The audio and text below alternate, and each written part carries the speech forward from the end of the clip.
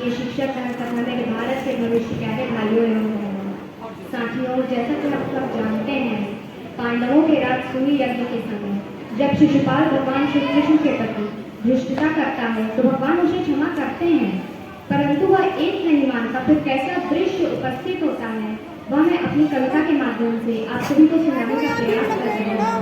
तो जरा ध्यान चाहिए, तो सुनिए कि करके अधीन सारे राजा चक्रवर्ती बन जाता है, आयोजन करता महायज्ञ जो राजसूय कहलाता है।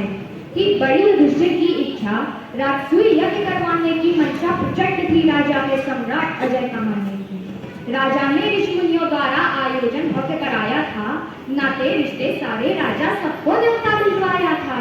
कोई रंग होया हो बड़ नरेश, कोई रंग होया हो बड़ नरेश, बेत माधव कोई रंग होया हो बड़ नरेश, बेत माधव कोई वजूद नहीं, सारे विधान फलहीन सदा यदि मधुसूदन मौजूद नहीं।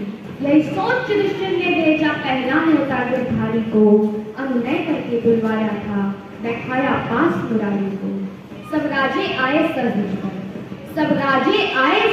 कर शिशुपाल को भी बुलवाया था, श्री कृष्ण का यूं सम्मान देख पर मन ही मन गुस्साया था। बचपन से बैठ ठान रखा शिशुपाल ने श्री गोविंदा से, हरिसेना विरोध हितकारी या कौन कहे मतिमंदा से। जो रीति यज्ञ की अलबेली आरंभ वहां से होना था, पहली पूजा पूरे मन से सर्वोच्च देव को देना था। है कौन भला सर्वोच्च यहाँ, है कौन भला सर्वोच्च यहाँ, जिसे पहली पूजा की जाए, सहदेव कृष्ण का नाम लिया सारे के सारे हर्षाए।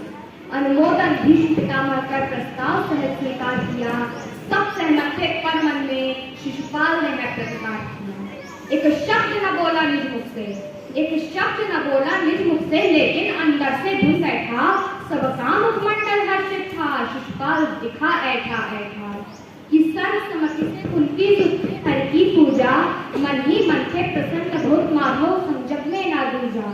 सारा ब्रह्मांड तरसता है, नारायण आज कृपाल हुए, कोई पुण्य विशेष जागा मेरा, या सोच सभी निहाल हुए। केशव की कृपा से केशव को आचार्य कर रहे थे वंदन, पंचम दशोदश की विधि से पूजा करवाते यज्ञ। सत्कार कृष्ण का सह न सका शिशुपाल को भर के बोला, सत्कार कृष्ण का सह न सका शिशुपाल को भर के बोला, तुम सब लोगों की मतिमानी की को नाम संकार। बोला सहदेव अभी तू बच्चा है, सर्वोच्च की तुझे नहीं पहचान, तूने अयोग्य को योग्य कहा, नहीं होगा पूरा अनुष्ठान। सब मिलकर खो जन्नत सम्मानी, महाराज युधिष्ठिर समझा और सहदेव बात ये बचकानी। अचरज है भीष्म पितामह, अचरज है भीष्म पितामह, जिसने अनुमोदन कर डाला इस सभा में ना कोई और मिला, सर्वोच्च निकाय वाला। गंगासुत तू हो गया मृत, गंगासुत तू हो गया मृत, तन्मन में दोनों जान नहीं, तेरा अनुमोदन लिखता है, तुझे खरखोटे का बान नहीं। मुझे लगा भीष्म है ज्ञानवान, लेकिन यह तो अज्ञानी है, यह कृष्ण को कहता उच्च देव, कैसी इसकी नादानी है। यह दुष्ट निकम्मा नाकारा काला अनपढ़ है गवार, निपट वनवासी सा पहनावा है, अंदर बाहर है बड़ा कपट, माँ बाप के इसके पता नहीं, ना गोत्र वंश का लेखा है, घर घर माखन चोरी करता जाने इसमें क्या देखा है। कितने सारे निर्दोषों को चोरी से छल से मारा है, सर्वोच्च इसे कभी न मानूं, ये छलिया है हत्यारा है। गोपी संग फिरता यहाँ वहाँ, किन्नर बन के नाचे गाए, चोरी करके पकड़ा जाता, बंगा ये बाला पिट जाए। औरों के टुकड़ों पर चलता है, कौड़ी नहीं कमाता है, फिरता रहता मारा मारा, ममतों सा मूल्य बचाता है।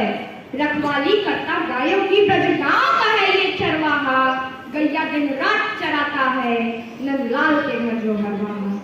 वृषभान लगी आगे पीछे, जब देखो तब मंडराता है, खोटे चरित्र का चाल चलन या बिल्कुल मुझे न भाता है। गीदड़ बच्चा इसे सिंहोसी, इसकी शान खिले जब है दरबार से याद सा, तब जो सर्वोच्च कमान देने। ना आपका राजा है, ना देव पितृ गंधर्व नहीं, ना सैनिक है, ना योद्धा है, इसका कोई संदर्भ नहीं। गाली पर गाली उगल रहा, गाली पर गाली उगल रहा, शिशुपाल विवेक विहीन बना, विपरीत बुद्धि है नाशकान, पक रहा मूर्ख अपशब्द बना। संपूर्ण लोक के स्वामी को शिशुपाल नहीं पहचान सका, जाने क्यों व्यर्थ उलझ बैठा, न हर की कृपा को जान सका। कितने अनुयायी माधव के अपशब्द और सह न सके, दरबार छोड़कर चले गए, लाचारी थे कुछ कह न सके। अर्जुन का पारा चढ़ गया, अर्जुन का पारा चढ़ गया, गांडी का तीर चढ़ा डाला, करगदा उठाए भीम से दौड़ा जो हाथी मतवाला। गिरधारी अभी शीतल, गिरधारी अभी शीतल थे, तिनका भर भी ना छोड़ दिया, पूरे याद प्रतिज्ञा गिरा कहा दोनों को रोक लिया। श्री कृष्ण बताए पांडव को, शिशुपाल तो तेरा भाई है, 100 अपराधों की छुपाई से ऐसी प्रतिज्ञा खाई है। शिशुपाल मृत्यु का कारण हूँ ज्योतिषियों ने बतलाया था, फिर अपनी बुआ के अन्याय पर मैंने संकल्प उठाया था। कान्हा तुम हो गए वचन पत्र, अर्जुन बोला, अर्जुन बोला कान्हा तुम हो गए वचन पत्र, लेकिन मुझ पर ना पाबंदी, मेरे जीवित रहते कैसे देवर इतनी गाली गंदी। हे सखा मुझे तुम मर जाओ, पौरुष अपना दिखलाता हूँ, सांस बिना ले पाएगा यमलोक अभी पहुंचाता हूँ। बलशाली भीमसेन बोला माधव आज्ञा की देरी है, शिशुपाल मिलेगा मिट्टी में, मेरी गदा की मार खाने रही है। तब भगवान श्री कृष्ण कहते हैं, तुम दोनों धैर्य रखो मन में, यह स्वयं कर्म फल पाएगा, इसका है अंत मेरे हाथ में, नहीं कोई विधान बचाएगा। शिशुपाल अभी भी बोल रहा, शिशुपाल अभी भी बोल रहा, मुझसे अपशब्द मुरारी को, 99 अपराध हुए पूरे, है शेष 100 को। हरि सब पे रहते दयावान, कोई कितना भी अत्याचारी या सोच उसे किया सावधान। शिशुपाल न दे अगली गाड़ी, अब बुद्धिहीन न ध्यान दिया, तो वहां अपशब्द भी कह डाला, फिर क्या था सामने गोविंदा का एक रूप दिखा बहु विकराला। शिशुपाल मृत्यु अब निश्चित ही नहीं बन सकता था, कोई ढाल अधिक क्रोध झलकता था मुझ पर, लगता था आ गए महाकाल।